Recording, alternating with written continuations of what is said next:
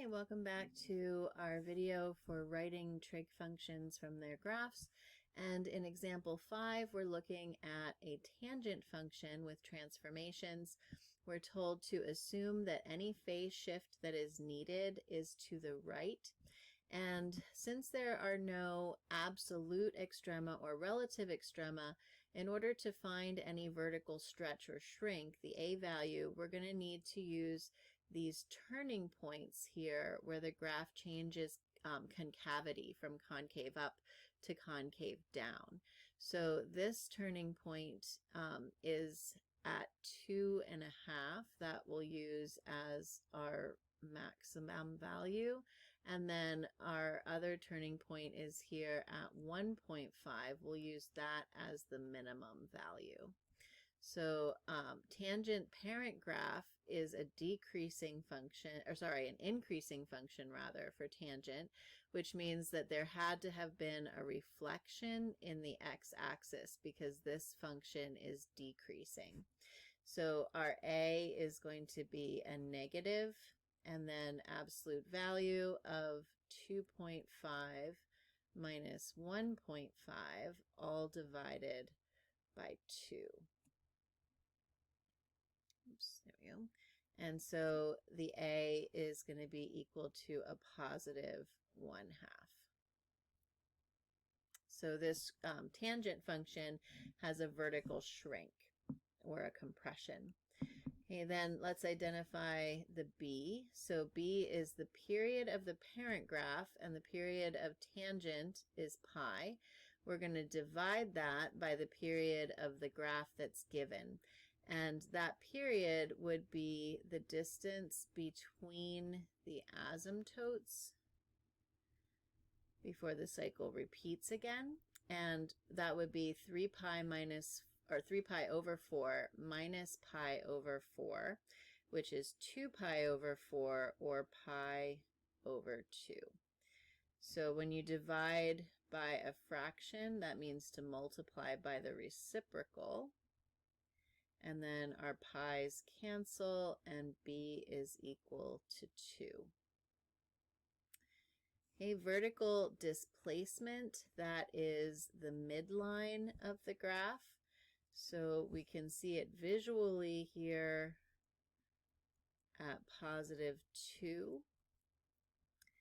Or we could find it using the formula by taking our max 2.5 plus the min 1.5 and dividing that by 2, and 4 divided by 2 is equal to 2.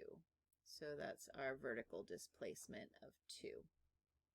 Oh, forgot to write the period. Period was pi over 2. Okay, now to identify a phase shift, we're going to need our graphing calculator. We're going to go to the y equals and enter the equation that we have so far, assuming no phase shift. So y equals 1/2 tangent of the quantity 2 times x minus, and then we'll leave a space for the h. Right now our h is 0. And then plus our vertical displacement, which is 2. So 1/2 tangent of the quantity 2x plus 2. We'll hit the window button, and we're going to set our dimensions to what was shown in this initial graph. So negative pi is the lower bound, 2 pi is our upper bound. We're going in increments of pi, increments of pi over 4. Then in the y-axis, negative 0.5 to 3, going in increments of 0.5. And then we'll click on graph. And again, on the TI-83, you get these lines that look like asymptotes between the curves. In the TI-84, those wouldn't show up. So I can see right away that I made a mistake by forgetting my reflection in the equation, because these are increasing and my graph is decreasing. So I wrote that there was a reflection up here, a yes, but I forgot to carry that down into my A value. So that's an easy fix. We'll go back into the y equals and do an insert negative. And then we'll graph again, and now they're going the right direction. So when I click on trace, I can enter an x value and get the y that goes with it. So if I put in 0 to find my y-intercept, there I get a positive 2, right? If I put in pi over 2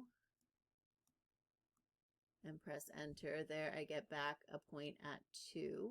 And so it looks like my graph, my equation and this graph already match, which tells me that I don't need a phase shift at all.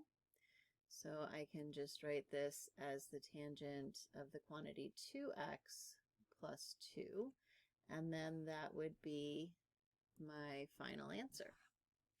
So in the next problem, I'd like you to pause the video, and you're going to try this one on your own in your notes, example 6, where you're asked to write a cotangent function in transformation form, assuming that any phase shift is to the left if a phase shift is needed. And when you're ready, you can resume the video and we'll go over these answers together. Okay, let's go over this one together. So we have a midline here at 0, passing through the center of those points of concavity, and that's the k. So k is 0. Then the distance from 0, that midline, up to this turning point at 6, that's the a value. And it's going to be a positive 6 since we can see there's no reflection because the parent graph of cotangent is decreasing. This function is decreasing, so no reflection is needed. So our a is 6, our k is negative 6, and then to find the k is 0. And then to find the period, we're going to go from this y-intercept here at 0, 6 across till the pattern starts to repeat, which is at 2 pi. So our period is 2 pi. No reflection since the function's decreasing, and then max and min are negative 6 and positive 6. So when we find our values here, we already said a is 6, the k is 0. To find the b, we take the period of the parent graph. Period of cotangent is pi. Divide that by the period of this graph, 2 pi, to get a b of 1/2. And then we put that a, b, and k into our equation and sketch a graph. Y equals 6 cotangent of the quantity 1/2 x. We don't need to put the plus 0 since k is 0. We enter that into the calculator, and we see that there's asymptote, vertical asymptote along the y-axis as compared to here where we have a y-intercept of 0, 6. So if I take this point at pi over 2 comma 6 and I scoot it over pi over 2 units to the left, that would give me my intercept of 0, 6. So that's what we do. We shift left pi over 2 units to get an equation of y equals 6 cotangent of the quantity 1/2 times the quantity x plus pi over 2. And when we check that in the calculator, we see that it matches the graph that we were given.